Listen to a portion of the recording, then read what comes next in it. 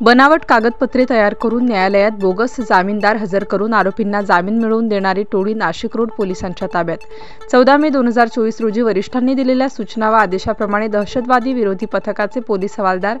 पवार हेमंत मेड, राहुल मेहेंदळे असे Nashik road police ठाणे हद्दीतील hotel Prakash lodge Nashik road railway station जवळ असणारे साई लॉजमध्ये थांबलेल्या इसमाकडे चौकशी करत असताना एका खोलीत 4 अज्ञात इसमांवर संशय आल्याने त्यांच्याकडे केलेल्या चौकशीत सदर इसमांची नावे अवधेश नारायण समाघर उपाध्याय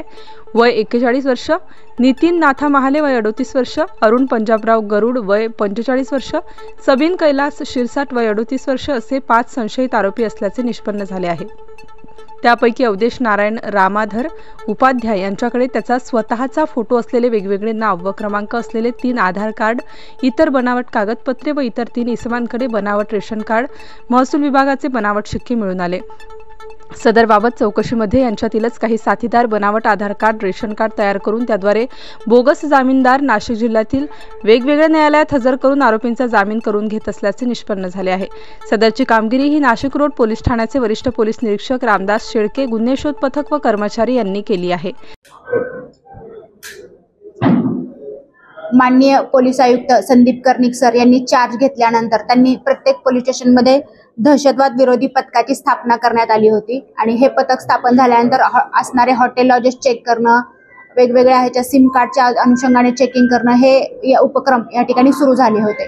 काल अशाच पद्धतीने दहशतवाद विरोधी पथक नाशिक रोड या ठिकाणचे पोलीस हवालदार 1851 पवार, पोलीस नाईक हेमंत मेढे आणि पोलीस शिपाई राहुल मेंदळे हे हॉटेल आणि लॉजेस चेक करत असताना साई लॉज या ठिकाणी थांबलेले जे काही इसम होते, 4 इसम त्यांना संशयितरित्या या ठिकाणी वाटले, तर त्या सदर 4 इसमांकडे चौकशी केली असता त्यांच्याकडे काही बनावट डॉक्युमेंट या ठिकाणी आढळले, बनावट आधार कार्ड सापडले आणि त्याच्यानंतर पुढील चौकशी केली असता आणि काही गोपनीय माहिती या ठिकाणी घेतली असता असं लक्षात आलं की सदर टोळी ही वेगवेगळ्या न्यायालयामध्ये बनावट जामीनदार देण्याकामी कार्यरत होती आणि ह्या टोळीकडे बनावट आधार कार्ड बनवणे, बनावट पॅन कार्ड बनवणे, बनावट 7-12 उतारे या ठिकाणी तयार करून आरोपींना जामीन देण्याच्या बाबतीमध्ये ते काम करत असल्याचं निष्पन्न झालेलं आहे। सदर ठिकाणी नाशिक रोड या ठिकाणी गुन्हा दाखल करण्यात आलेला आहे आणि पुढील तपास API सूर्यवंशी या ठिकाणी करत आहेत। सदरची जी कामगिरी आहे ती माननीय CP सर यांच्या अध्यक्षतेखाली आणि मार्गदर्शनाखाली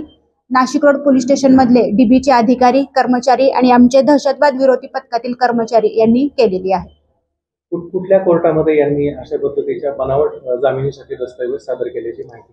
आता प्राथमिक तपासामध्ये त्यांनी नाशिक इथल्या कोर्टामध्ये या ठिकाणी केलेला आहे, नाशिक रोडच्या कोर्टामध्ये दिल्याचं सांगितलेलं आहे, सिन्नर मधल्या कोर्टामध्ये असे जामीन दिल्याचं सांगितलेलं आहे आणि पुणे इथल्या कोर्टामध्ये असे जामीन दिल्याचं सांगितलेलं आहे। ही कागदपत्र फक्त कोर्ट जामिनीसाठीच त्यांनी वापरली की अजूनही काही वेगळी शंका आहे की अजून दहशतवाद विरोधी पथक असेल किंवा बरोबर विभागाकडून त्याची तपासणी करण्यासंदर्भात काय पावले उचलणार? सध्या ही कोर्ट तपासाकामी वापरली गेल्याचं निष्पन्न झालेलं आहे, पण जो काही पुढील तपास आहे त्यांनी अजून कुठल्या प्रकारे कागदपत्र वापरलेली आहेत का किंवा इतर कुठल्या प्रकारे वेगवेगळ्या डिपार्टमेंटमध्ये त्याचा वापर झालेला आहे का ह्याचा तपास पोलीस करत आहेत। ही जी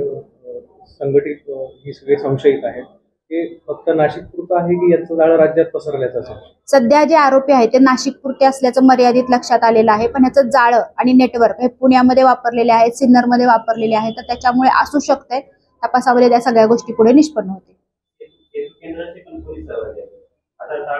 तपास चालू आहे, जर कुणी लक्षात आलं तर त्या पद्धतीने सर्वांवरती या ठिकाणी कारवाई होईल। स्टार न्यूज साठी मोहसिन पठाण, नाशिक।